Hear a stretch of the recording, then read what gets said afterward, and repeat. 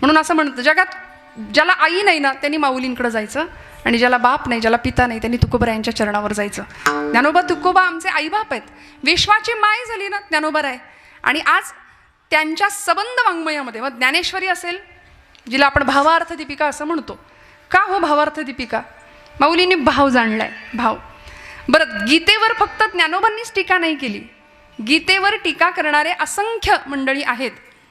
गीतेवर पंत साहित्यामध्ये वामन पंडित नावाचे एक कवी होऊन गेले, त्यांनी टीका केली आणि गीतेवरच्या टीका भाष्याला नाव दिलं होतं यथार्थ दीपिका. म्हणाले त्या यथार्थ दीपिकेचा आता मुखपृष्ठ सुद्धा कुठं बघायला मिळत नाही, इतकी ती दुर्मिळ आहे. गीतेवरती अजून टीका कोणी केली? विनोबा भावे. त्यांच्या आई म्हणायच्या, विनू मला ती अवघड असलेली भगवद्गीता कळत नाही रे, मला जरा समजून सांग. आणि मग आईसाठी सेवाभावानी विनोबा भावेंनी गीतेवरची टीका लिहिली आणि तिला गीताई नाव दिलं. गीताई माय माझी, मी तिचा बाळ नेणता, असं म्हणून गीताई माऊली म्हणाले आणि गीताई नावाने टीका केली. अजून सांगते, या स्वातंत्र्याच्या महोत्सवामध्ये, यज्ञामध्ये, भारतीय स्वातंत्र्यासाठी ज्यांनी खूप मोठं बलिदान दिलं, सरकारचं डोकं ठिकाणावर आहे का असा जळजळीत लेख ज्यांनी लिहिला आणि स्वराज्य हा माझा जन्मसिद्ध हक्क आहे असं म्हणणारे लोकमान्य टिळक. टिळकांनी मंडालेच्या तुरुंगामध्ये गीता रहस्य लिहिलं. पण एवढं सगळं जरी आमच्या आजूबाजूला असलं तरी आज महाराष्ट्र संस्कृतीच्या गाभाऱ्यामध्ये माऊलींची ज्ञानेश्वरीच बसवली. याला कारण माऊलींची भगवद्गीता भावार्थ दीपिका म्हणून ज्ञानेश्वरीच्या रूपाने प्रगट झाली आहे. विठ्ठल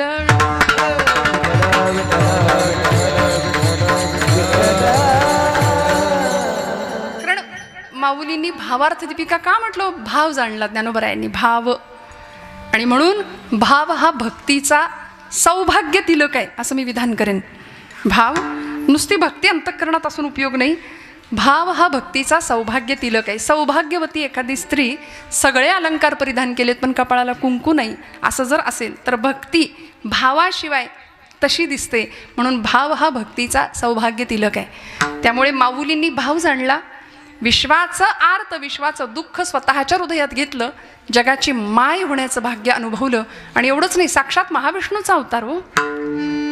ती अक्षरे नवती देखा ब्रह्म साम्राज्य दीपिका, अर्जुनाला चित्कळिका प्रगटली असे.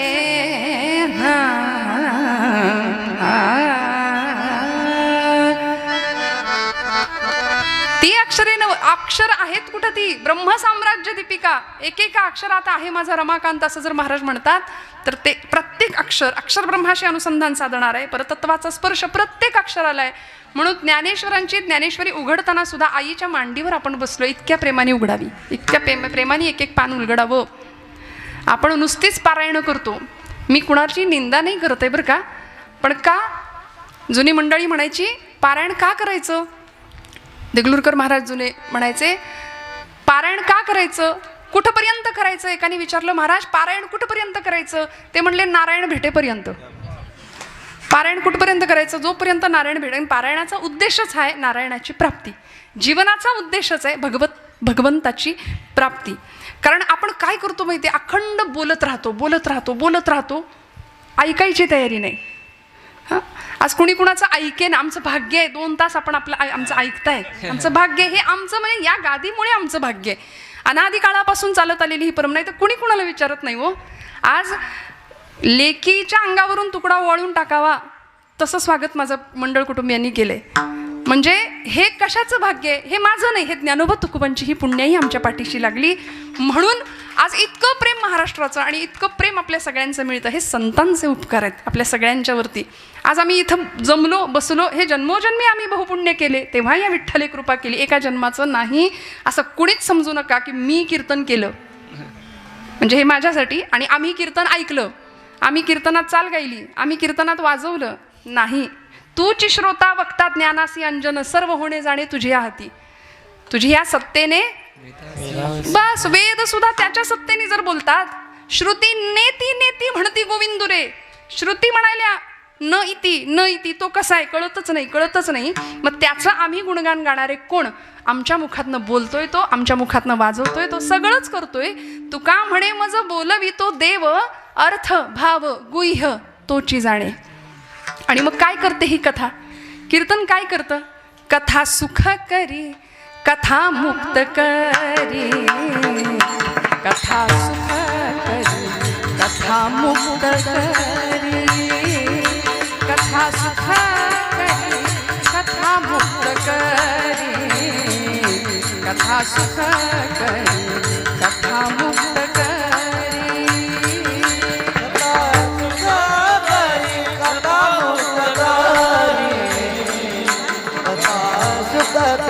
कथा कथा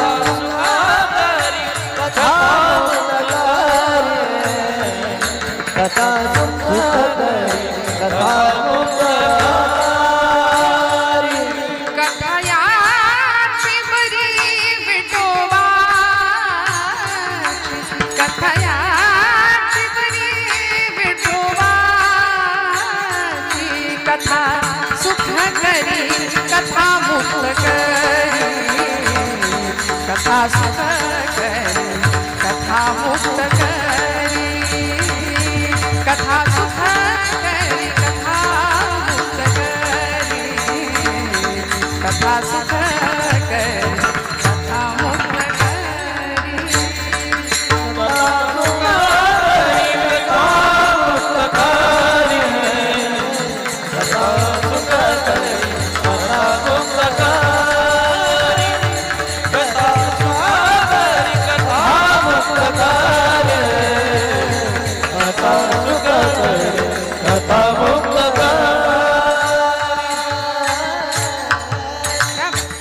काय मिळतं कीर्तन भक्तीतनं सुखाचा अनुभव मिळतो. जगातली सगळी सुख इथं या मंडपात असतात बरं का.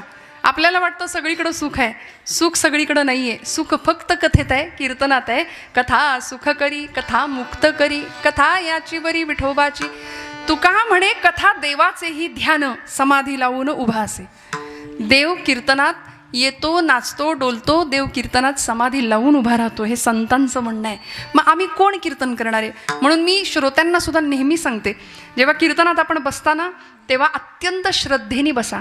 व्यवहारातला सगळा मोठेपणा गुंडाळायचा इथं आल्यानंतर आणि अत्यंत श्रद्धेने कीर्तनाला येऊन बसावं. त्यामुळं श्रद्धावान लभते ज्ञानम तत्पर संयतेंद्रिय. श्रद्धावान माणसाला ज्ञानप्राप्ती आणि ज्ञानवान माणसाला मोक्षप्राप्ती. विठ्ठल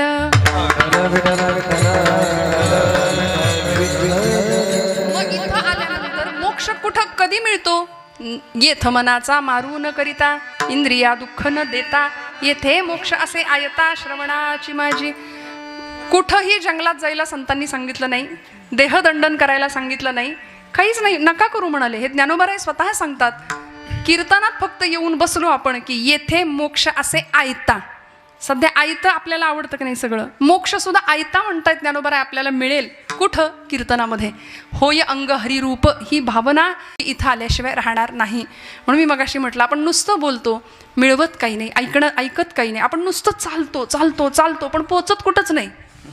सगळे धावतायत बघा. आता जो तो धावतोय, उठल्यापासून रात्री झोपेपर्यंत अखंड धावपळ चालू आहे. प्रत्येकाची अखंड धावपळ चालू आहे. मला काकांचं नाव काय सांगितलं मगाशी? संभेराव.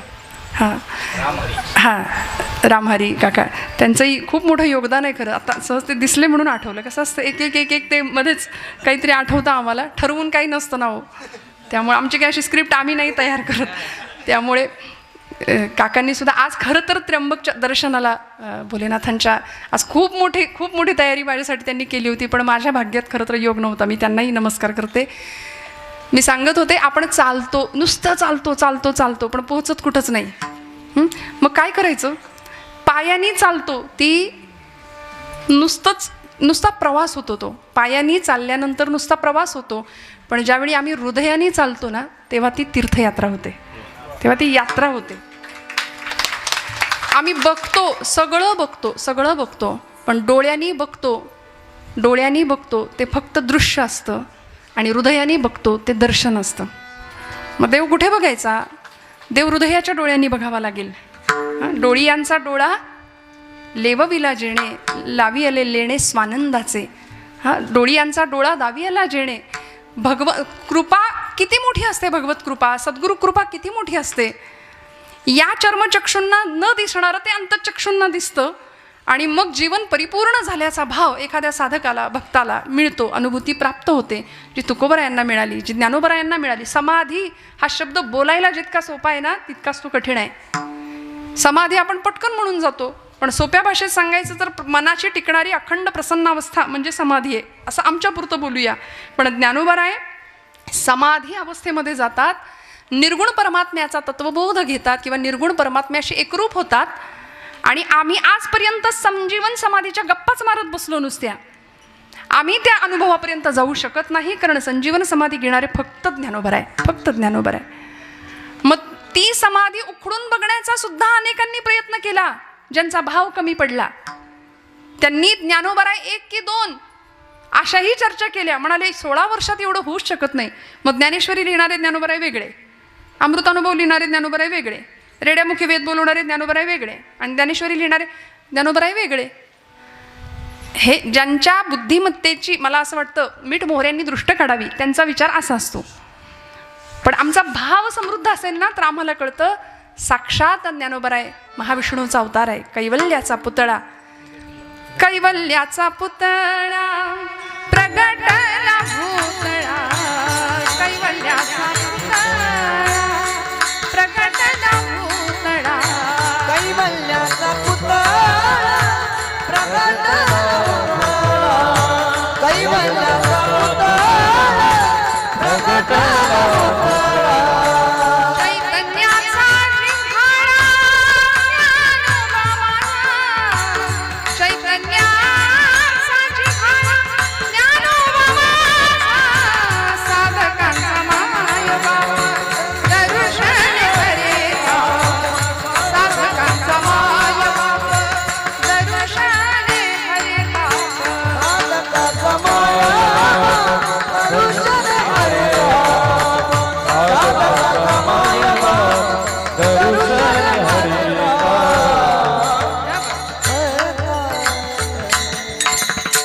सर्वभूती सुखरूपा ज्ञानोबा माझा,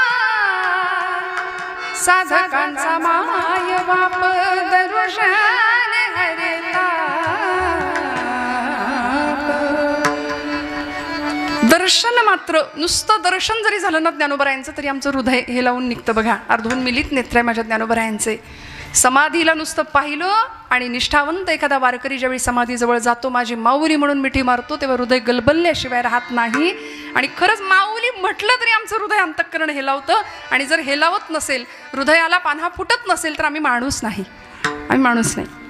कारण एका हरिपाठासाठी, एका ज्ञानेश्वरीसाठी, अमृतानुभवासाठी, चांगदेव 65साठी, असंख्य विरहिण्या, असंख्य अभंग, या सगळ्यासाठी 1000 वेळा ज्ञानोबरायांचे पाय पकडले तरी ते कमी ठरणार आहेत. एवढे उपकार आहेत आमच्यावरती ज्ञानोबरायांचे, तुकोबरायांचे.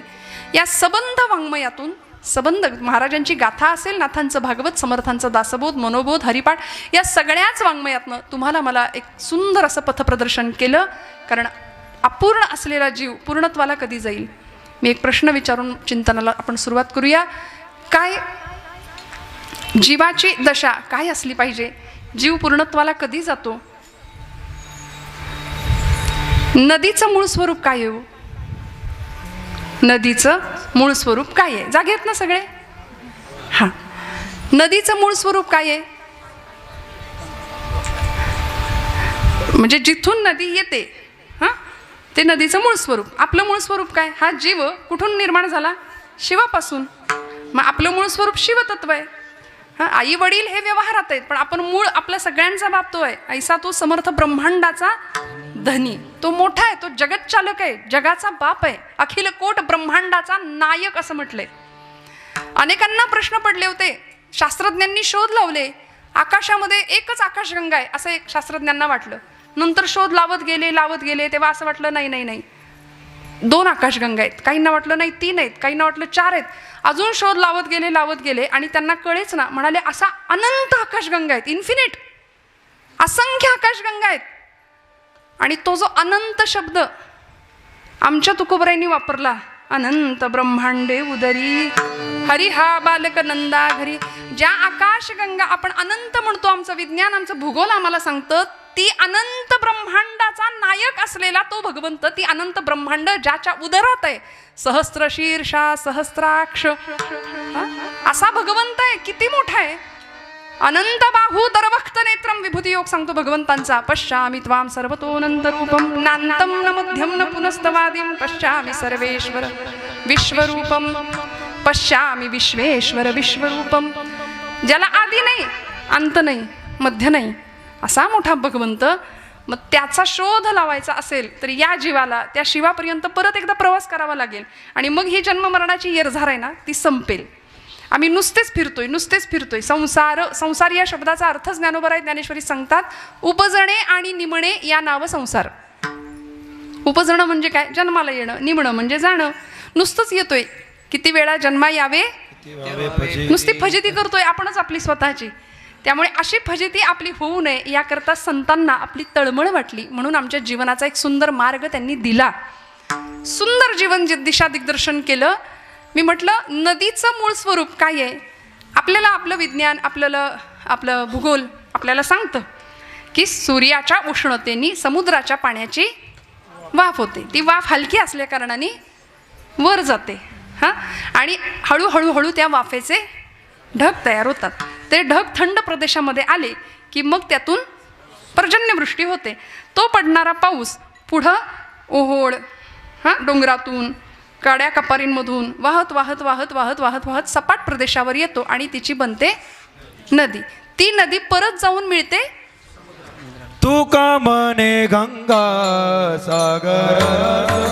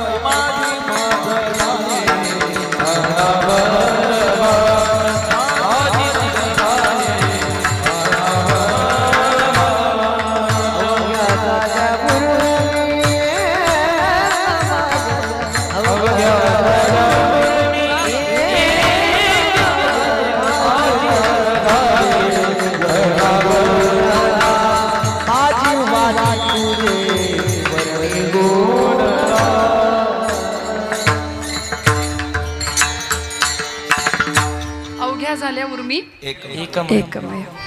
कुठे जाते नदी? समुद्राला जाऊन पोहोचते आणि एकरूपत्व पावते. नदीचं मूळ स्वरूप म्हणजे समुद्र.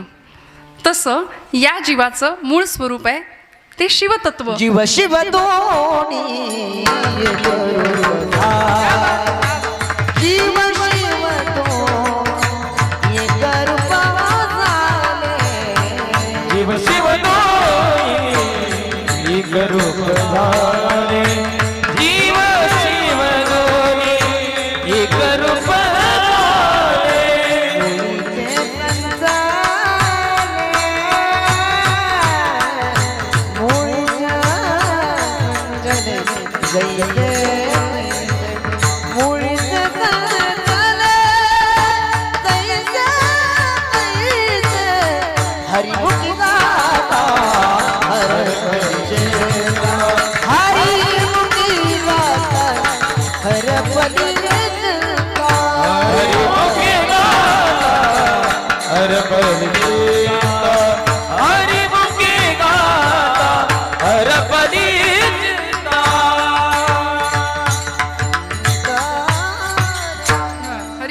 गाता हरपली चिंता. जीवाशिवाचं ऐक्य ज्यावेळी संतांनी अनुभवलं त्यावेळी मी म्हणजेच देव आहे असा अनुभव संतांना प्राप्त झाला.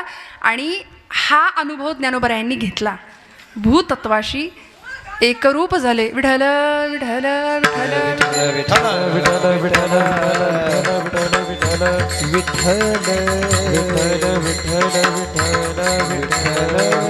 विठ्ठल तरी आपलं शांततेत चाललंय. बरं आहे असं. माऊली म्हणतात आम्हाला मूळ स्वरूपामध्ये पोहोचायचंय. बरं, मग त्याकरता उपास्य देवता निवडली विठ्ठल रखुमाई. जे जगाचा बाप आहे, जगाची माय आहे, पांडुरंग परमात्मा विटेवर 28 युगांपासून तिष्ठत उभे आहेत. त्या पंढरीनाथाला आपलंसं केलं. हां, ज्ञानोबारायांनी इतकं आपलं केलं की तो पांडुरंग परमात्मा जीवीचा जिवलग झाला ज्ञानोबारायांच्या. हां, माझ्या जीवीची आवडी पंढरपुरानी न गुढी, गोविंदाचे गुणी वेधले पांडुरंगी मन रंगले. त्यामुळे भगवान परमात्म्याला आपलं म्हटलं आणि तो जीव त्या शिवाशी एकरूप होण्याकरता कटिबद्ध झाला, सिद्ध झाला. आणि मग जीवीची या जीवा प्रेम भावाची या भावा, तुझं वाचुनी केशवा अनुनावडे, जीवे अनुसरणी अजूनी कान ये. लळा लागला त्या चैतन्याचा. त्यामुळं चित्ताला मिळणारी चैतन्याची अत्यंत सुंदर अनुभूती माऊली घेतात. शेवटचं चरण घ्या. देवी वरू विठ्ठली, देवी वरू विठ्ठली,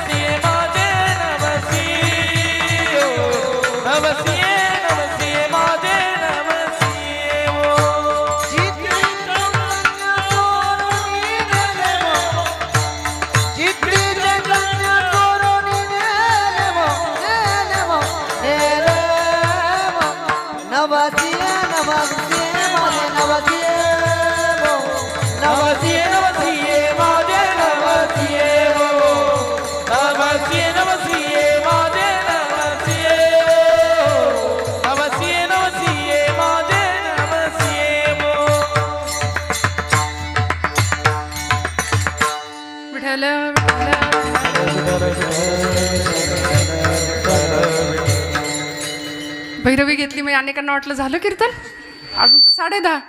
मला 12पर्यंतची परवानगी आहे. तुम्ही मला म्हणायचं नाही वाजली की 12 परत. त्यामुळे मला आज पूर्ण परवानगी आहे. पण तरीसुद्धा 12 वाजतील एवढं कीर्तन नाही करणार, काळजी करू नका. पण मला प्रवेश तिकडून दिसला, मला नाही कळलं कसं काय, म्हणून म्हटलं शेवटचं चरण घेऊया. चित्त चैतन्य चोरून नेले, त्या चित्ताला त्या चैतन्याचा लळा लागला पाहिजे. आम्हाला भगवंताची आवड लागली पाहिजे, जी माऊलींना लागली. आणि ज्ञानोबरायांनी किती आस करावी त्या चैतन्याची, किती आर्ततेने त्याला बोलावावं. पडिले दूर देशी मज आठवे मानसी, मज आठवे मानसी, नको नको हा वियोग. इतकी आर्तता, इतका विरह भगवंताविषयी आपल्याला वाटतो का? प्रश्नचिन्ह. नाही. आपण आपल्या घरच्यांची वाट बघतो, आपण आपल्या परमप्रिय माणसाची वाट पाहतो, पण देवाची वाट नाही पाहत. माऊलींनी विरहिण्या लिहिल्या. आर्त भगवंताचा विरह सहन नाही झाला, त्या चैतन्याची अनुभूती घेण्याकरता हा जीव तळमळला. आणि मग नको नको हा वियोग, कष्ट होता ते जीवासी, गरुड वाहना गंभीरा, ये गा दातारा, बाप रखुमा देवी वरू, बाप रखुमा देवी वरू, श्री विठ्ठला विठ्ठला श्री विठ्ठला. इतकी वाट बघावी, इतकी वाट बघावी. आणि मग एखाद्या वेळी तो भगवंत असा एखाद्या सुगंधाच्या रूपाने यावा. गोकुळातल्या गोपींना भास व्हायचे तसे. कुणाचे हो? कृष्ण परमात्म्याचे. अचानक एखादा सुगंध यायचा आणि वाटायचं गोकुळात परत कृष्ण आला की काय. मग एखाद्या विरहिणीने, एखाद्या गवळणीने म्हणावं की माझा भगवंत कसा आला. अवचिता परिमळू झुळकला अणुमाळू अवचिता परिमळू झुळकला अणुमाळू अवचिता परिमळू झुळकला अणुमाळू अवचिता परिमळू मी म्हणे गोपाळ आला गे माये अवचिता परिमळू झुळकला अणुमाळू अवचिता परिमळू झुळकला अणुमाळू. किती भगवंताची आस असावी, आपल्याला तशी आस नसते. आता हे फक्त बोलायला सोपं आहे, पण रामकृष्ण परमहंसांना एकाने विचारलं की देव कधी भेटेल, देवाची वाट कशी बघायला पाहिजे, किंवा देवासाठी किती तळमळ असली पाहिजे आणि देव कशाने प्राप्त होईल. रामकृष्ण परमहंस त्यांच्या शिष्याला घेऊन गेले गंगेच्या काठी पाण्यामध्ये आणि जवळजवळ गळ्यापर्यंत पाणी यावं इतक्या खोलपर्यंत नेलं. त्याचं डोकं असं घेतलं आणि पाण्यात बुडवलं. शेवटी नाकातोंडात पाणी जाऊन तो त्यांचा शिष्य गुदमरायला लागला, जीव तडफडायला लागला. त्यावेळी म्हणला, ठाकूर मला मारता की काय, मरेन मी. त्यांनी हात सैल केला आणि म्हणाले, श्वासासाठी जितका तडफडलास तितका देवासाठी ज्या दिवशी तडफडशील त्या दिवशी देव भेटेल. विठ्ठल विठ्ठल विठ्ठल विठ्ठल विठ्ठल. म्हणून शिवाला भेटण्याची जीवाची किती ओढ असली पाहिजे आम्हाला ज्ञानोबराय शिकवतात. आणि म्हणून संजीवन तत्वाचा स्पर्श माऊली घेतात. नामा म्हणे माझा बाप समाधीस्थ, नामा म्हणे माझा बाप, नामा म्हणे आता लोपला दिनकर, बाप ज्ञानेश्वर समाधीस्थ. माऊलींची समाधी ही भल्या भल्यांनी, नामदेव महाराजांनी तर अख्ख्या समाधीचं वर्णन केलंय. सकल संतांनी आज आम्हाला ज्ञानोबरायांचं चरित्र म्हटलं तरी काय ज्ञानोबरायांनी मिळवलं. 16 वर्षाच्या लेकराला जगाने काय दिलं, पण अमृताची संजीवनी उतू घालवली या भूमीमध्ये, या महाराष्ट्र भूमीमध्ये.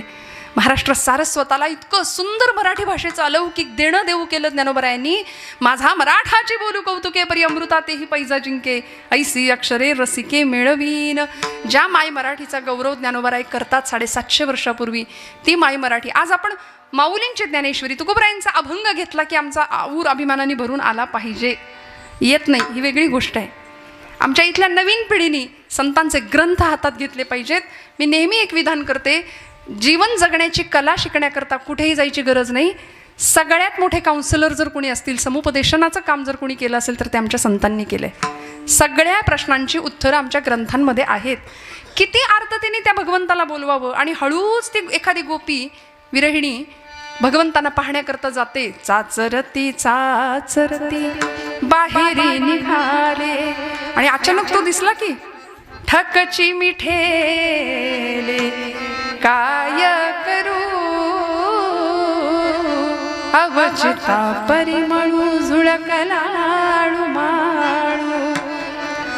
इतका भगवंताचा लळा लागावा आणि मग या चित्ताला त्या चैतन्याचा अनुभव मिळावा. आता आम्ही सगळी सामान्य माणसं आहे.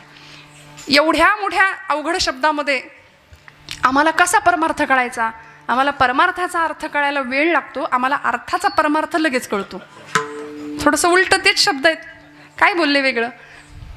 त्यामुळे आमचा अर्थार्जनासाठी जगणं जास्त चालू आहे, अर्थपूर्ण जगण्याकडे कल कमी आहे. आम्हाला संतांनी अर्थपूर्ण जगायला शिकवलंय. जीवनाचा अर्थ मिळाला पाहिजे, जीवनाची कला आम्हाला सापडली पाहिजे. काही चेहऱ्यांकडे बघितलं तर आपण कपड्याला इस्त्री करतो इथपर्यंत ठीक आहे, माणसं चेहऱ्याला पण इस्त्री करतात. कुणाच्या घेण्यात नाही, कुणाच्या देण्यात नाही, बघायचं नाही, इकडे तिकडे बोलायचं नाही, काहीच कुणाशी घेणं देणं नाही अशी माणसं असतात. चेहरा बघावा तर चेहऱ्यावर कायम बारा वाजलेले. मी इथलं सांगत नाही, इथं सगळ्यांचे छान प्रसन्न चेहरे आहेत. आमचं ठरलंय, म्हणजे आम्ही पुणेकर माणसं आहे, त्यामुळे इकडचं तिकडे सांगू फार तर, पण इथलं इथं नाही सांगायचं. पुण्यातल्या काही गोष्टी इकडे सांगायच्या. माऊलींनी अहो आमच्या पुण्याचा गौरव केलाय, पुण्याची गणना कोण करी. वाटलं काय तुम्हाला? तुम्ही जागे आहेत ना? काय म्हणले ज्ञानोबराय? पुण्याची गणना कोण करी. तसं काही डोक्यात ठेवू नका. माऊलींनी तुमच्या माझ्या पुण्याची गणना कोण करेल जेव्हा आमच्या मुखात हरिनाम असेल असं वर्णन केले हरिपाठामध्ये. त्यामुळे या सबंध वाङ्मयातून माऊलींनी आम्हाला आजचा जो अभंग आपण निरूपणाकरता घेतलाय ना, अभंग 3च चरणांचा जरी असला ना तरी सुद्धा अभंगाचा आवाका अर्थकक्षा खूप मोठी आहे, खूप ज्ञानोबरायांसारखीच विशाल आहे. विश्व माऊली आहे ना, ज्ञानोबरायांसारखीच विशाल आहे. पण अभंग सोडवता येत नाही. तुम्ही म्हणाल मग काय करताय तुम्ही आत्ता? अभंग सुटूच शकत नाही. मी नेहमी एक विधान करते की अभंग सुटला तेव्हाच म्हणता येतं जेव्हा कीर्तन करता करता देह पडला. अभंग सुटत नाही. माऊलींना काय म्हणायचंय, तुकोबरायांना काय म्हणायचं, आम्ही काय सांगणार अल्पवाणीनी, काय सांगणार शब्दांची बाष्कळ बडबड. पण फक्त आपण त्या चिंतन स्पर्श किंवा त्या अभंगाच्या अर्थाची आपण पूजा बांधायची. म्हणून कीर्तन एकट्याचं नसतं, कीर्तन सगळ्यांनी मिळून करायचं असतं. कीर्तन सगळ्यांचं असतं बरं का. म्हणून कीर्तनामध्ये फक्तच एका कुणाला वर्गाला स्थान नाही. यारे यारे लहान थोर या ती भलती नारी नर सगळ्यांचे आहे यथा अधिकार. सगळ्यांनी मिळून कीर्तन करायचं. आणि या महाराष्ट्र भूमीचं संचित असं आहे, महाराष्ट्र संत मांदियाळीमधल्या प्रमुख स्त्री संत मालिकेमध्ये ज्यांचं नाव आहे अशा आमच्या जनाबाई आईसाहेब, कीर्तनातला अधिकार एवढा मोठा होता. आज या काळामध्ये महिलांनी कीर्तन करायचं की नाही यावर चर्चा चालल्यात. पण त्या काळामध्ये आमच्या जनाबाई पंढरपूरच्या वाळवंटामध्ये ज्या दिवशी नामदेव महाराजांचं कीर्तन रंगतं त्यावेळी चाल कुणी म्हणायची हा अधिकार वाणीने नामदेव ज्ञानदेवांना सांगतात. जनी म्हणे बोला ज्ञानदेवा अभंग, असा अधिकार आहे जनाबाईंचा, असा अधिकार आहे आमच्या संत मांदियाळीचा.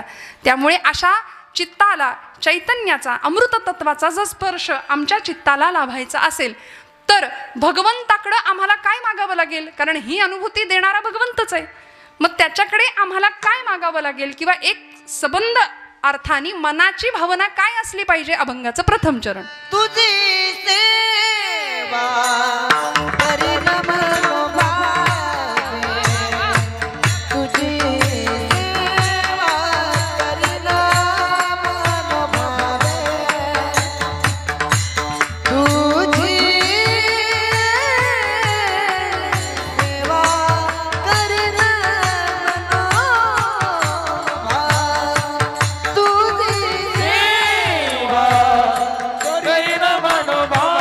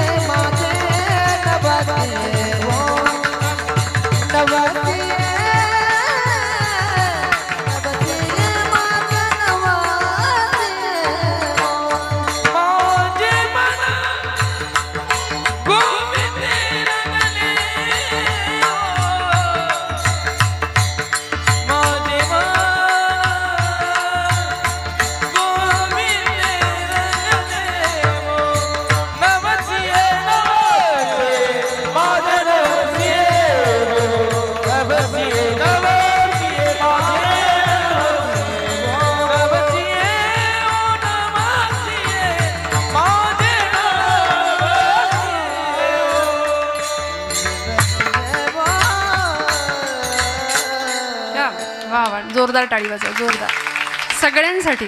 गोड गोड. तुझी सेवा करीन मनोभावे, माझे मन गोविंदी रंगले. आता सुरुवात झाली बरं का आपली. तुझी सेवा करीन मनोभावे, माझे मन गोविंदी रंगले. नवसिये माझे नवसिये वो, पंढरीचे दैवते विठ्ठले वो. गोड एक याचना केली भगवंताकडे. भगवंताकडे योजक म्हणून नाही जायचं, याचक म्हणून जायचं बरं का. 2 शब्दामध्ये फरक आहे. दुर्योधन आणि अर्जुन या दोघांमध्ये फरक हा होता. देवाकडे दोघंही गेले होते युद्धासाठी, मदत मागण्याकरता. पण दुर्योधन योजक म्हणून गेला होता आणि अर्जुन याचना घेऊन गेला होता. देवाकडे याचना करावी. ज्यावेळी दुर्योधनाला भगवंतांनी सांगितलं की मी बाबा दोघांना मदत करणार आहे, पण माझ्या मदतीचे 2 वाटे करणार आहे. एका बाजूला माझं सगळं शस्त्र सैन्य आणि माझी सेना असेल, नारायणी सेना, आणि दुसऱ्या बाजूला मी एकटा उभा असेन. मी हातात शस्त्र धरणार नाही, युद्ध करणार नाही. बोला कुणाला काय पाहिजे. दोघं तयार होते. हा दुर्योधन पक्का होता. तो म्हणाला देवा तुला घेऊन काय करू, तू हातात शस्त्र धरणार नाही, युद्ध करणार नाही, तिथं काही पंगत वाढायची आहे, तू नकोच मला. हे अभक्ताचं लक्षण आहे. देवाकडून आपण मागतो पण देव मागत नाही. आणि संतांनी देवाकडून नाही मागितलं, देव मागितला. दुर्योधन म्हणाला नको तू मला, तुझी सेना दे सगळी. तो सेना घेऊन निघून गेला. आणि अर्जुनाला कुत्सितपणे भगवंत व्यंगात्मक विचारतायत, अर्जुना अरे मी हा असा हातात शस्त्र नाही धरणार, युद्ध नाही करणार, ती सेना सगळा दुर्योधन घेऊन गेला, तू काय करणार मला घेऊन. पण अर्जुनाला माहिती होतं आणि भगवंत चिडवत होते अर्जुनाला, अर्जुना हार निश्चित है तेरी, हरदम रहेगा तू उदास. हार निश्चित है तेरी, हरदम रहेगा तू उदास. अरे माखन तो दुर्योधन ले गया, केवळ छास बची तेरे पास. घेऊन गेला तो, आता काय करणार काय. पण अर्जुन निष्ठावंत भक्त होता. सेवेचा भाव त्याला माहिती होता. भगवंताला सांगितलं देवा जीत निश्चित है मेरी, जीत निश्चित है मेरी, दास नहीं हो सकता उदास. जीत निश्चित है मेरी, दास नहीं हो सकता उदास. अरे माखन लेकर क्या करूं जब माखन चोर है मेरे पास. काय मिळतं सेवेचं फळ, काय मिळतं. माऊलींनी आम्हाला हा भाव सांगितला. भगवंताच्या चरणावर भाव अर्पण करूया. तुझी सेवा करीन मनोभावे, माझे मन गोविंदी रंगले. बस. आणि मग त्याच मनाला छंद सुद्धा लागावा. गोविंद गोविंद गोविंद गोविंद गोविंद गोविंद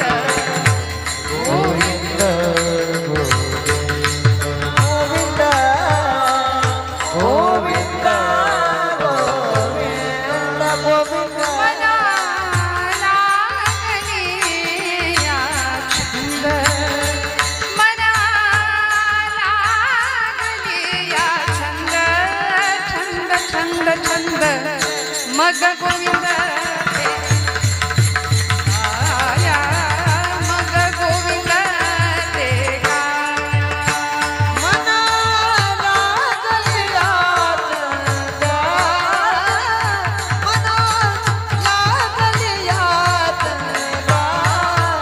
गोविंद मग गोविंद ते आया, मग गोविंद ते आया.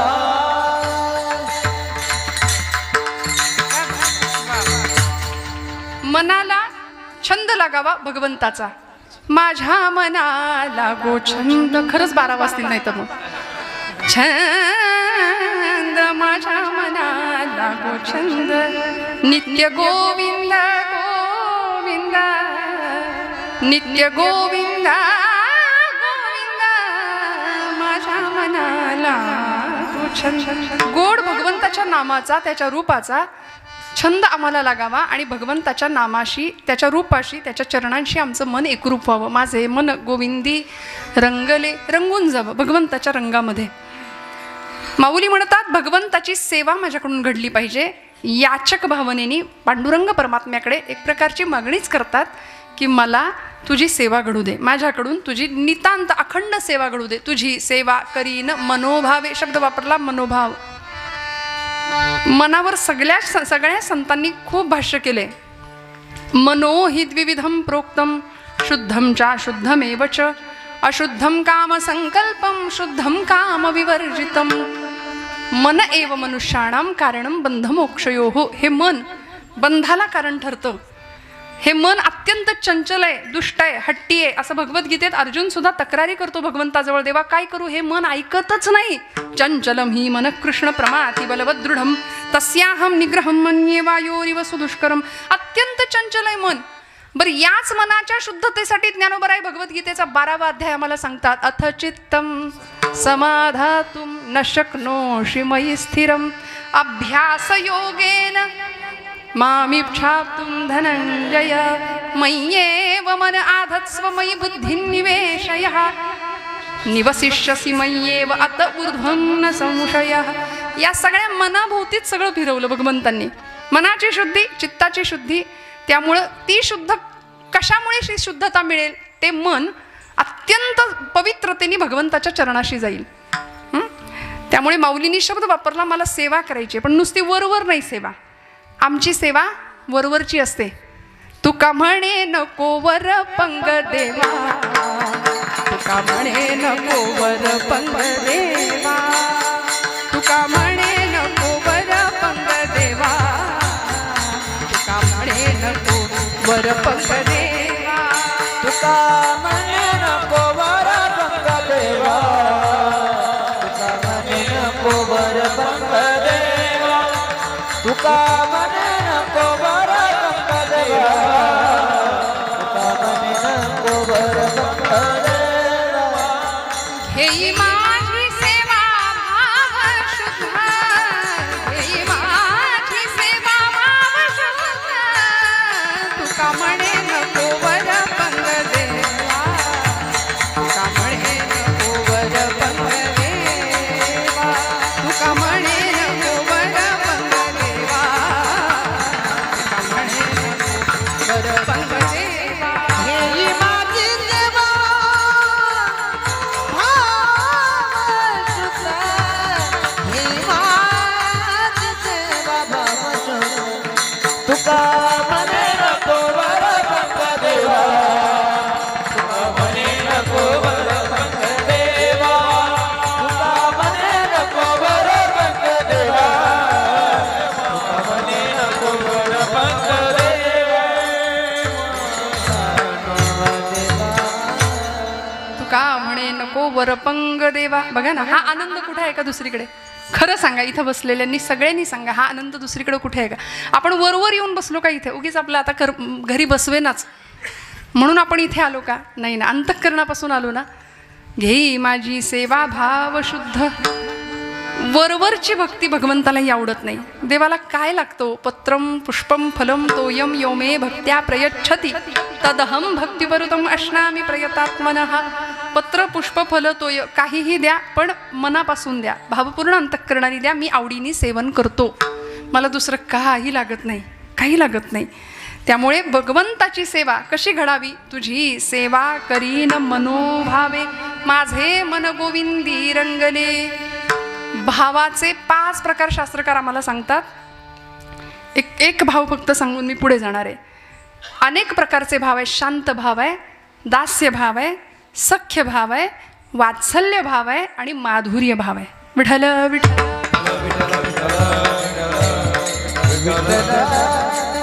आपण पटपट उदाहरणं बघत पुढे जायचं. आता सगळे जागे राहा. शांत भावाचं उदाहरण, गुरु शिष्यामध्ये शांत भाव असतो. शिष्याचा गुरुप्रती असलेला भाव शांत भाव असला पाहिजे. खूप मला कळतं असं म्हणून गुरुसमोर कधीच नाही बसावं. जो जो जयाचा घेतला गुण तो तो मी गुरु केला जाण, म्हणून गुरुसी आले थोरपण जग अवघेचे जग सर्वत्र गुरु दिसे. आपण अशा दशेमध्ये असावं. शांत भावाचं हे उदाहरण. सख्य भावाचं उदाहरण काय? आपल्या सगळ्यांना माहिती आहे, भगवंताचा सखा कोण होता? हो, अर्जुन होता. रुजू स्वभावाचा होता, मवाळ स्वभावाचा होता. आणि अर्जुनाचं प्रतिनिधित्व करून तुमच्या माझ्या संभ्रांत असलेल्या सगळ्या समाजाला भगवंतांनी भगवद्गीतेचं ज्ञानामृत पाजलं कुरुक्षेत्रावर. असा अर्जुन हा सख्य भक्तीचा अत्यंत सुंदर उत्तम असं उदाहरण आहे. सख्य भावाचं उदाहरण आहे. शांत भाव, सख्य भाव, दास्य भाव. आपण ज्यांच्या समोर बसले होत आत्ता, जगात असं उदाहरण आहे दास्य भक्तीचं. दास्य भावानी सेवा केली भगवंतांची आमच्या मारुतीरायांनी. रामायणातलं मारुती हे नाव जर काढून टाकलं तर काय उरतं? काही उरत नाही, काही नाही उरत. म्हणून तर मारुतीरायांना भगवंतांनी शेवटचा अनुभव दिला, भक्ताला देवानी अनुभव दिला, चित्त चैतन्य चोरून नेले. काय अभंगाभोवती फिरायचं बघा ना.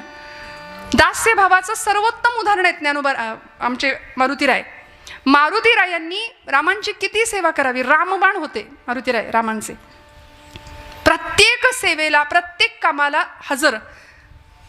प्रत्येक कामाला हजर आहेत. जन्म झाल्यापासून राम राम राम राम, श्रीराम जय राम जय जय राम, अखंड नामाचा एवढा उच्चार करावा आणि राम कार्यासाठीच आपलं जीवन समर्पित करावं. दास या शब्दामध्ये काय काय येतं? मने सहित वाचा काया. तुकोबराय म्हणतात अवघे दिले पंढरीराया. देवाला मन द्यायचं, वाणी द्यायची, वाचा द्यायची, काया म्हणजे देह देऊन टाकायचा आणि सगळं देवाच्या कार्यासाठी समर्पित करायचं. म्हणून तर त्याचा प्रसाद म्हणून मारुतीरायांना मिळाला. हा प्रसंग मी बऱ्याचदा सांगितलेला, अनेकांनी ऐकलाही असेल. काय मिळालं? त्याचं फळ म्हणून काय मिळालं? त्या सेवेचं फळ काय मिळालं?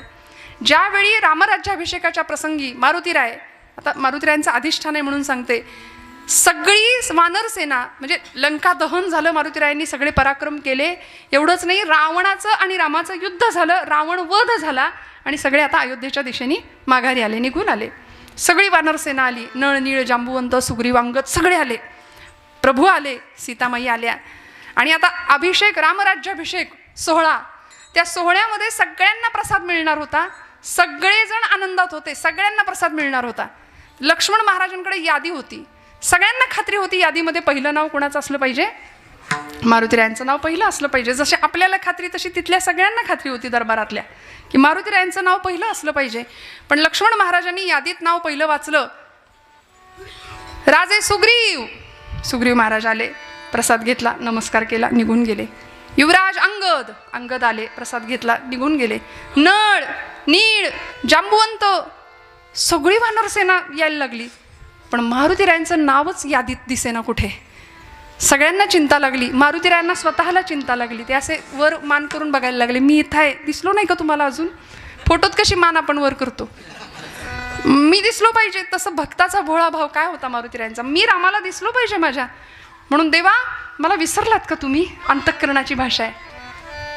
वाईट वाटलं, पण रामांसमोर असे समोर आले आपण दिसावं म्हणून आणि म्हणले, रामा प्रभू मला दुसरं काही नको, मला प्रसाद नको, पण तुमच्या पायाखालची एखादी चुरगळलेल्या फुलाची पाकळी जरी मला दिली ना तरी ती मला चालेल, पण मला प्रसाद द्या प्रभू. मारुतीरायांचं नाव नाही यादीत, मारुतीरायांच्या नावाचा उच्चार होईना. शेवटी मान खाली घातली आणि मारुतीरायांकडे बघून रामांनी सुद्धा मान खाली घातली. तेव्हा आईसाहेब बोलल्या आणि म्हणाल्या, अहो तो कधीचा तळमळतोय, त्याला द्या प्रसाद. प्रभू जगत चालक, अखिलकोट ब्रह्मांडाचा नायक, मर्यादा पुरुषोत्तम सिंहासनावर बसून प्रभू रामचंद्र आपल्या जानकीला, आईसाहेबांना सांगतायत, सीते माझ्या भक्ताच्या नादी लागू नको, त्याला देण्याकरता माझ्या या हृदयाव्यतिरिक्त दुसरं काही नाहीये, काही नाहीये. मी काय देणार त्याला, मी काय देणार? वाह फकीरी क्या है अमीरी, दासी तेरे चरणों की, मी काय देऊ त्याला? आणि मारुतीराय म्हणाले, जशी रामांनी मान खाली घातली, टाळ्या एकदा वाजवा यांच्यासाठी. क्या बात, वा वा.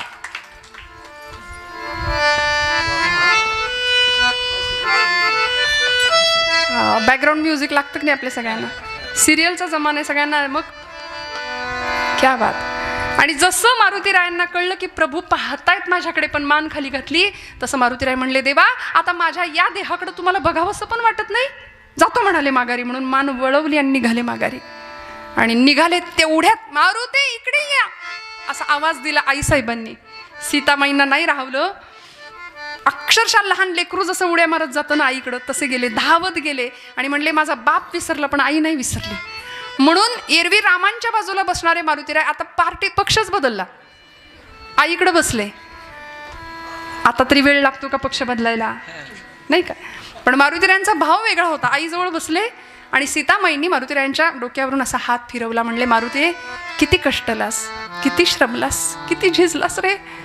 तू जर नसतास तर कसं झालं असतं हे सगळं? तू नसतास तर अहिरावण महिरावणाच्या तावडीतनं आम्हाला कुणी सोडवलं असतं? तू नसतास तर समुद्र उल्लंघण्याचं पराक्रमी कार्य कुणी केलं असतं? तू नसतास तर लंकेचं दहन कुणी केलं असतं?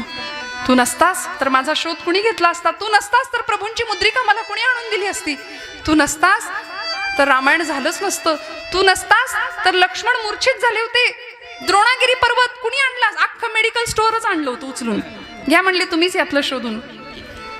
काय झालं असतं तू नसतास म्हणून असं डोक्यावरनं हात फिरवला आणि हा घे प्रसाद म्हणून गळ्यातला रत्नांचा कंठा जो प्रभूंनी दिला होता भेट म्हणून तो काढला. एक एक रत्न पृथ्वी मोलाचं होतं, ते दिलं आणि मारुतीरायांकडे दिलं. इतका आनंद झाला मारुतीरायांना, बाप विसरला, माझी आई नाही विसरली, मला प्रसाद मिळाला. आणि तो कंठा घेऊन नाचत उड्या मारत, कारण त्या प्रत्येक रत्नातनं पुढे राम सीता दिसत होते असंख्य रूपामध्ये. आनंदाच्या भरामध्ये मारुतीराय आले बाहेर आणि काही क्षण निघून गेले आणि धाडकन आवाज आला. तसा एक पहारेकरी धावत आला, म्हणले आईसाहेब तुम्ही दिलेला प्रसाद फोडला त्यांनी बाहेर जाऊन. आईसाहेबांनी बोलवून घेतलं, म्हणाले का रे मारुतीराय असं का केलं? काही म्हणाले कारण तिथं गेल्यानंतर ते चित्र बाहेरचं वेगळं दिसायला लागलं, राम सीता दिसतच नव्हते त्याच्यातून, समोर काही वेगळं दृश्य झाडं झुडपं दिसायला लागली. आईसाहेब आणि माझा बाप प्रभू मारुतीराय रामचंद्र दिसेनात म्हणून फोडलं, त्यात राम नाही म्हणून फोडलं, आणि ज्यात राम नाही ते मला नको म्हणाले. आईसाहेब म्हणाले एवढं राम राम राम करतोस, खरंच मारुतीराया इतकं प्रभूंवर प्रेम आहे?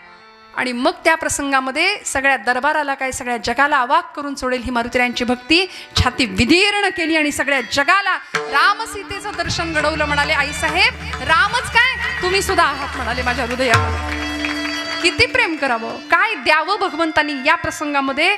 आता प्रभूंना राहवलं नाही, इतका वेळ सिंहासन सोडलं नव्हतं रामांनी, आणि आता रामप्रभू उठले, धावत गेले आणि कडकडून मिठी मारली मारुतीरायांना. वाल्मिकी रामायणामध्ये वाल्मिकी सांगतात की या प्रसंगामध्ये रामप्रभू मारुतीरायाला विचारतात, मारुतीराया सांगा आता तुम्ही कोण आहात? हे जे दृश्य आहे ना ते जीवाशिवाच्या भेटीचं आहे. चित्त चैतन्य चोरून नेले, इतकं सुंदर दृश्य. आपण कुणीतरी जुन्या मंडळींनी कधीतरी हा फोटो पाहिला असेल. रामांचं मस्तक मारुतीरायांच्या खांद्यावर आहे आणि मारुतीरायांचं डोकं रामांच्या खांद्यावर आहे. असं मिठीचं त्यांच्या भेटीचं एक दृश्य अलीकडे ते दिसत नाही, चित्र दुर्मिळ झाले, पण कधीतरी शोधा, खूप सुंदर चित्र. त्यावेळी प्रभू बाजूला झाले आणि म्हणाले मारुतीराया सांगा आता तुम्ही कोण आहात, तुम्ही कोण आहात? मला माझ्या हृदया व्यतिरिक्त तुला द्यायला दुसरं काही नाही, मी मलाच तुला देऊन टाकतो. आणि मग मारुतीराय सांगतात देह पातळीवर जर हा प्रश्न तुम्ही मला विचाराल असाल तर देहबुद्ध्या तुदा सोहम, तुम्ही वाजवताय मग तेच सूर आता. जीव बुद्ध्या त्वदंशकः आत्मबुद्ध्या त्वमेव अहम् इति मे निश्चिता मती. देहबुद्ध्या तो दासोहम, देह पातळीवर मी तुमचा दास आहे. जीवबुद्ध्या त्वदंशकः, जीव पातळीवर मी तुमचाच अंश आहे. आणि आत्मबुद्ध्या त्वमेव अहम, आत्मपातळीवर जर तुम्ही हा प्रश्न मला विचारत असाल तर मी म्हणजे तुम्ही आणि तुम्ही म्हणजे मी. हा अनुभव मिळाला. कशाचं फळ? तुझी सेवा करीन मनोभावे, माझे मन गोविंदी रंगले. सेवेचं फळ मिळालं. आणि देवाच्या हृदयात, देवाच्या घरात शिरायचं जर काही दार असेल ना तर ते एकच आहे. ज्ञानोबराय सांगतात जो द्या ज्ञानाचा कुरुठा, तेथ सेवा हा दारवंटा, तो स्वाधीन करी सुभाटा ओळगोनी. देवाच्या घरात शिरण्याचं दार जर कुठलं असेल तर सेवेचा दारवंटा माऊली सांगतात. आणि ही सेवा भल्या भल्यांनी केली, देवभक्तांनी केली, देशभक्तांनी केली, धर्मभक्तांनी केली, राष्ट्रभक्तांनी केली. 32व्या वर्षी इंद्रायणी भीमेच्या काठी मृत्यूला निधड्या छातीने सामोरे जाणारे राज्याचे धाकले धनी सेवाच होती धर्माची. जीवाची प्राणाची पर्वा नाही केली. औरंगजेब 1000 वेळा सांगत होता राजाजी मेरी बात मानो, धर्म बदला, हमारा मुस्लिम धर्म स्वीकार कर लो, कभी किसी हिंदू को न मिलेगी इतनी इज्जत आपको दे दूंगा, तमाम हिंदुस्तान की सूबेदारी आपको बहाल कर दी जाएगी, मेरी बात मानो, आप इस्लाम धर्म कबूल करो. पण संभाजीराजे वाकले नाहीत, झुकले नाहीत. देहाचे इंचावर तुकडे केले, पायापासून डोक्यापर्यंत. वडूतुळापूरच्या संगमावर रक्ताच्या चिळकांड्या उडाल्या होत्या भीमा इंद्राणीच्या संगमामध्ये. पण नाही, सेवेसाठी या प्राणाची बाजी लावली, सबंध देह समर्पण केला. आमच्या मातृभक्तांनी सुद्धा, देशभक्तांनी सुद्धा इथं रक्ताचं बलिदान दिलं.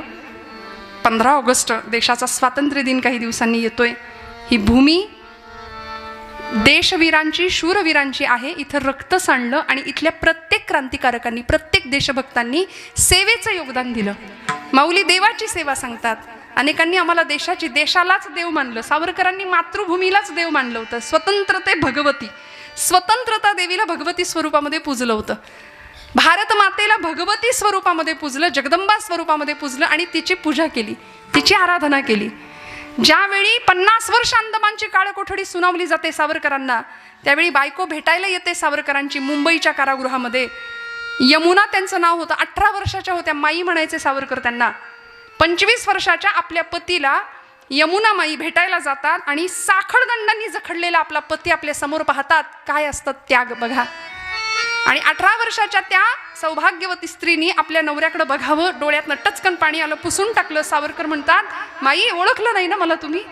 कारण विलायतेहून, लंडनहून बॅरिस्टर होऊन येणार होतो असं तुम्हाला वाटलं असेल. पैसा मिळवू, थाटात संसार करू असा विचार तुम्ही केला असेल. पण नाही हो, माझी भारत पारतंत्र्यात पिचते, लाखो संसार उद्ध्वस्त होत आहेत. ते संसार सावरण्यासाठी माझी चुलबुळकी फोडून राष्ट्राचा संसार करावा असा मी विचार केला. संसार आम्ही सगळेच करतो. काट्याकुट्या जमवायच्या, घरटी बांधायची, त्याच्यात पिलांची वीण वाढवायची. यालाच जर संसार म्हणत असतील तर असा संसार चिमण्या, कावळे सगळेच करतात. मला माझ्या देशाचा प्रपंच करता आला, यात धन्यता माना, यात धन्यता माना. या प्रसंगामध्ये यमुनामाई सावरकर सांगतात, मला सगळं मान्य आहे. अंदमानच्या काळ कोठडीमध्ये तुम्हाला काय शिक्षा अनुभवायला मिळेल मला माहिती नाही, पण मी सांगेन तेवढा एक मंत्र म्हणाल का? कृष्णाय वासुदेवाय हरये परमात्मने प्रणतः क्लेशनाशाय गोविंदाय नमो नमः. हा मंत्र एकदा म्हणाल का? सावरकर म्हणाले, हा मंत्र म्हणण्यामुळे तुला बरं वाटणार असेल तर नक्की म्हणतो. पूजा अर्चा नसेल केली, तासनतास देवासमोर नसेल बसले, पण जीवनाचं तत्वज्ञान कळलं होतं. म्हणून तर जहाजातनं उडी घेण्याचं सामर्थ्य प्राप्त झालं होतं.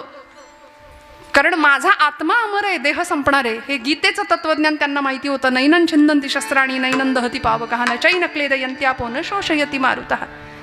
सावरकर आपल्या पत्नीला समजावताय, माझा देह जरी निघून गेला तरी हिंदू धर्मशास्त्र आत्म्याचं अमरत्व मानतो.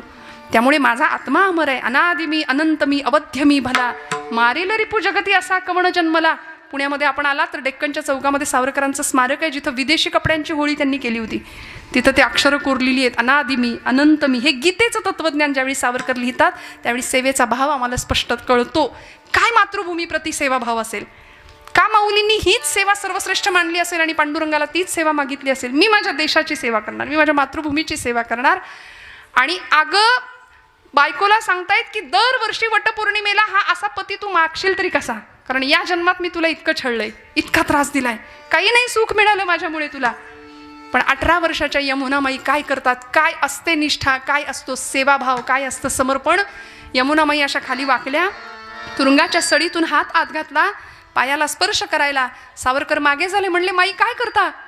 पाय बघून ठेवते म्हणाल्या, पाय बघून ठेवते, पुढच्या जन्मात चुकायला नको.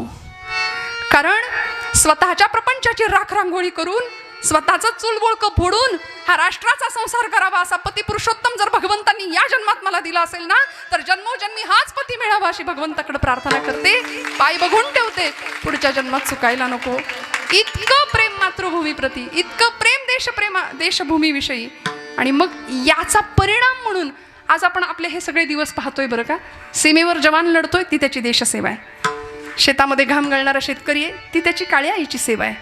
म्हणून आपण जेवायला बसताना कायम या दोघांना मी नेहमी म्हणते, दोघांना आठवायचं. मऊ गादीवर अंग बिछाण्यावर टाकताना या देशाचा जवान आणि या देशाचा किसान, या दोघांचं स्मरण करून अन्नाचा घास पोटात घालावा.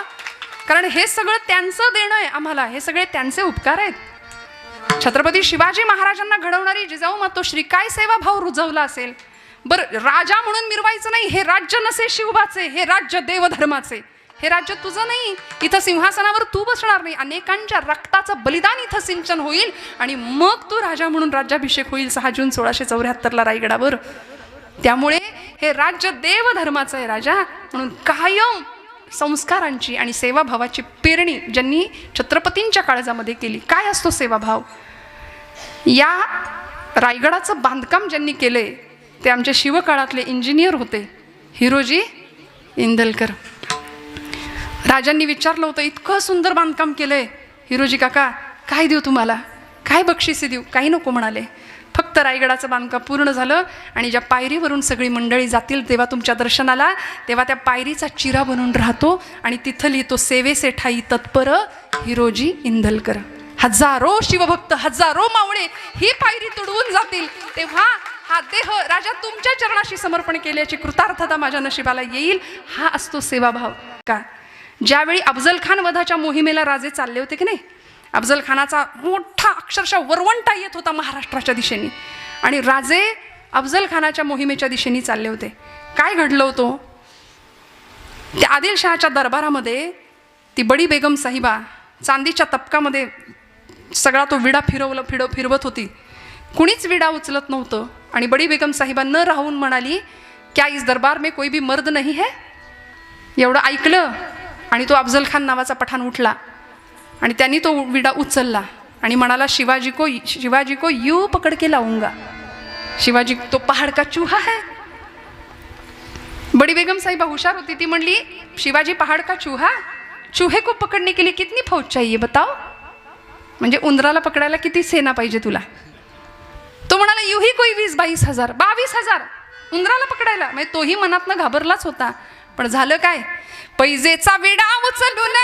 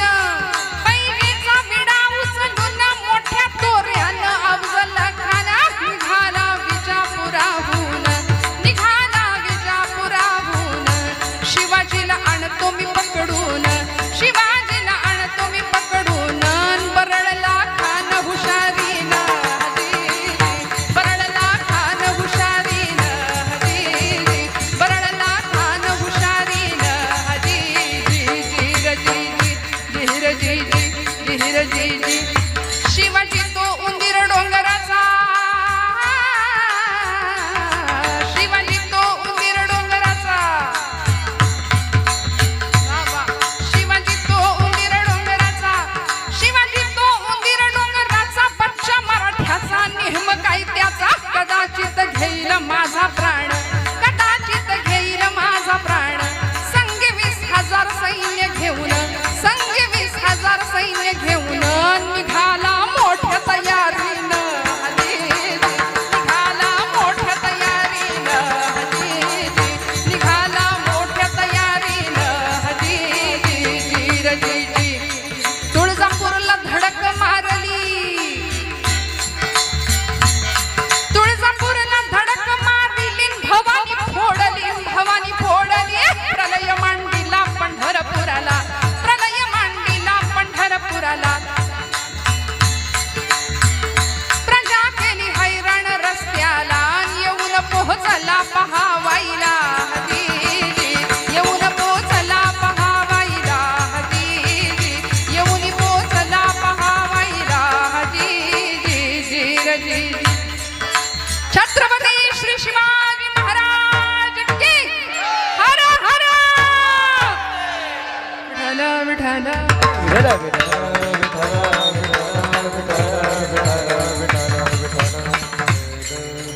निघाला ना प्रतापगडाच्या दिशेने, स्वराज्याच्या दिशेने अफजल खान येत होता. येता येता तुळजापूरची भवानी तिच्यावर घण घातला जगदंबेवरती.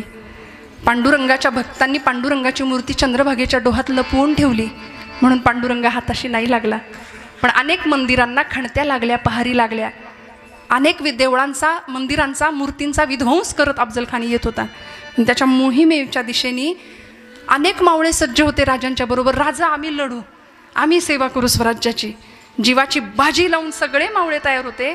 65 वर्षाचे कान्होजी काका राजांकडे आले आणि राजांना सांगितलं, राजा हे बघ पत्तूर पाठवले अफजल खानाने आणि त्या पत्रात लिहिलं होतं, कान्होजी काका तुम्ही शिवाजी राजांचे निष्ठावंत मावळे आहात, तुम्ही आम्हाला येऊन मिळा. राजाने दिलं नाही एवढं वतन आणि एवढं सगळं आम्ही तुम्हाला देऊ, तुम्ही आमच्याकडे येऊन आमच्याकडे काम करा. लेकाचा दम देतोय आणि नाही दिलं, नाही आलात तर पुढच्या होणाऱ्या परिणामाला सिद्ध राहा. राजा बघितलं का लेकाचा दम देतोय म्हणले, काय करू? राजे म्हणाले, काका अफजल खान तुम्हाला बोलावतोय, तुम्ही जाऊ शकता. कारण माझ्याकडं शस्त्रसाठा सैन्यसाठा कमी आहे, आपल्याकडे किल्ल्यांची संख्या कमी आहे, मावळे कमी आहेत. अफजल खान फार मोठा वरवंटा घेऊन स्वराज्यावर चालून येतोय. या मोहिमेत कदाचित विजय मिळेल न मिळेल, पराजयाला सामोरं जावेल. आणि बुडणाऱ्या जहाजामध्ये आपणहून आपलं बोचकं कोण आणून ठेवेल? तेव्हा तुम्ही हवं ते करा.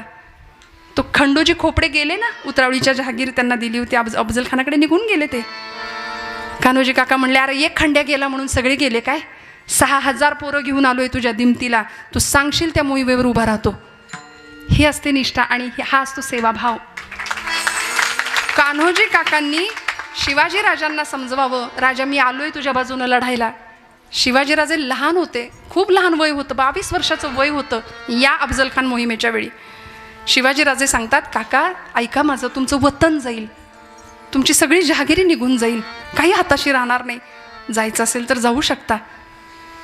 कान्होजी काका 65 वर्षाचे होते. सेवाभाव काय असतो, काय मिळवायची ही इच्छा नव्हती, निष्काम भक्ती. धावत गेले आतमध्ये, देवघरात पळी पंचपात्र होतं, त्यातलं ते भांडं घेतलं पाण्याचं आणि राजांच्या समोर येऊन उभे राहिले. हातावर एक तुळशीपत्र घेतलं, भांड्यातलं पाणी हातावर ओतलं आणि हातावरचं पाणी तुळशीपत्रासह राजांच्या पायावर, वतन आणि जहागीर हित वाहिली या पायावर म्हणले, काय करायचं ते कर, आता मी मोहिमेत उभा राहणार. ही सेवा, कडकडून गळा भेट दिली राजांनी कान्होजी काकांना. ही सेवा असते आणि अशी सेवा भगवंता घडू दे की जिथे तुका म्हणे प्राण करा देवासी अर्पण, हा सेवाभाव निर्माण व्हावा. इथं देह जाओ अथवा राहो, पांडुरंगी दृढ भाव. म्हणून माऊली सुंदर शब्द वापरतात अभंगाचं दुसरं चरण. नवसी नवसी माझे नवसी, नवसी नवसी माझे नवसी, नवसी